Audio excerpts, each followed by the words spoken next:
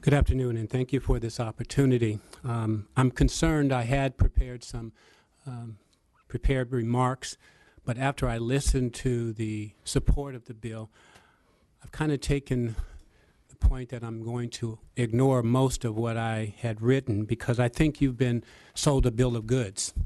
And I think maybe you ought to understand the process that the Vallejo Council went through before we pulled the trigger of filing a bankruptcy. And I want to tell you from the very beginning, it is not something we wanted to do. And as mayor of the city, it's not something that I am proud of. But I also have a responsibility to my constituents to make sure that we're able to provide the kinds of services necessary to keep the city going. Having said that, I actually took office in December of 2007. And from that date until May 23rd, 2008, I spent almost every single day negotiating and attempting to find a way to avoid filing a bankruptcy petition. Our council did not want to do so. We looked at financing our debt, which didn't work. We looked at trying to negotiate. We negotiated with unions almost every day. We came up with a temporary agreement in March.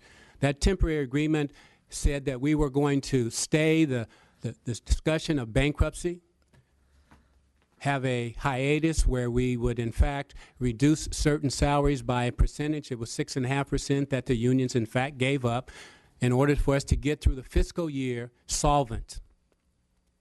We agreed with that temporary agreement that we would subsequently come up with a permanent agreement because my first statement to the unions, and I have to say this, I support labor and always have, but I can only pay for what we have money to pay for.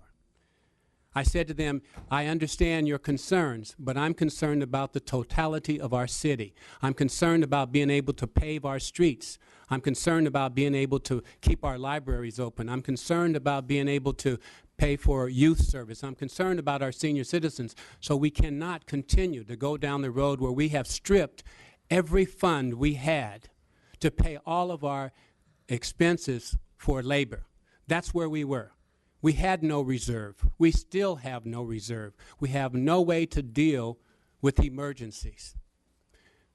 We had the discussion about whether or not we were solvent or not solvent. We had independent people come in and look at our books. We had an independent person from the labor unions looked at our books and said that, well, if we did something differently, we would have this amount of money. So he came up with speculative money. The bankruptcy courts are set with a criteria that keeps people from filing willy-nilly bankruptcy petitions.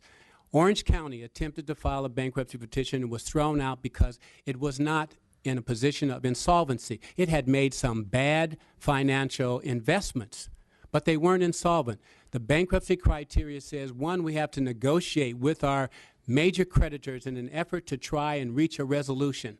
And after we negotiate with them, we then must still try our best to reach a situation where we have satisfactory ability to pay our debts.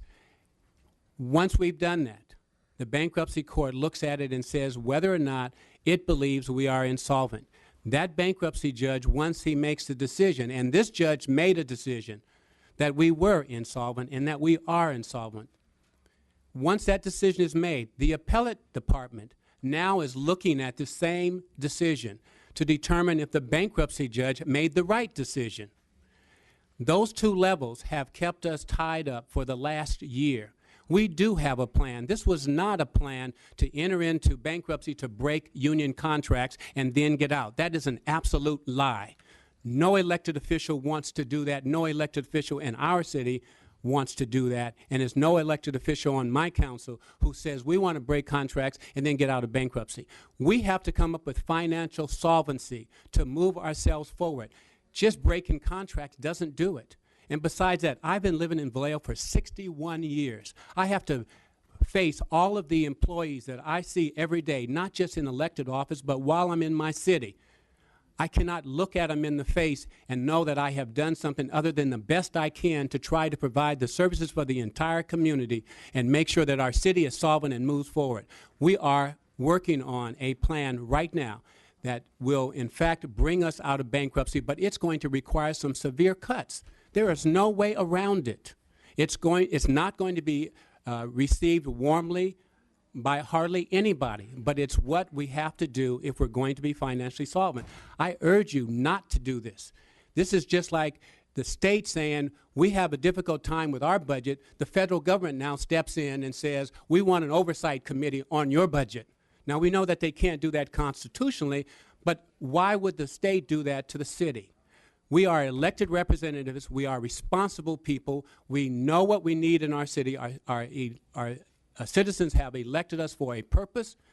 And I ran knowing that our city was on the doorstep of bankruptcy with the intent to turn our city around and to move us in a positive financial direction. For you to pass a bill like this is a slap in the face to every elected official locally. And I have to say, why don't we call this bill what it is? It's an attempt by labor to do what in legislation what they could not do in bankruptcy court. Bankruptcy court said no.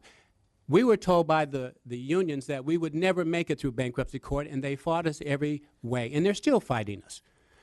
We have been negotiating. We negotiated a temporary settlement. We turned around. On May 3rd, we passed a resolution to file bankruptcy. We didn't file the actual petition for another 3 weeks while we spent that 3 weeks still negotiating, trying to reach a deal.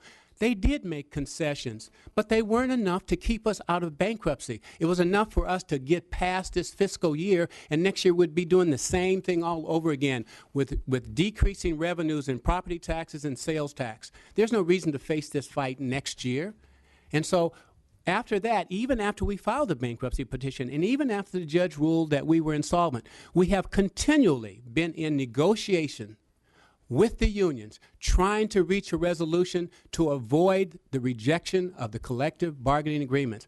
I specifically said to the unions, I do not want to reject your collective bargaining agreements. We want a deal that we can live with that will provide services for this city. I said to them, this is the worst thing for everybody, to reject the contracts. I'm from the old school. You make a contract, you ought to stick with it. But if you don't have the money, there's nothing you can do. And we are still, to this day, negotiating. As a matter of fact, we were negotiating with another one of our unions just yesterday. So we are doing everything we can to resolve this problem. I urge you not to put an oversight committee, an unelected oversight committee, or anyone over the finances of our city. Leave us alone. We can handle our own financial affairs.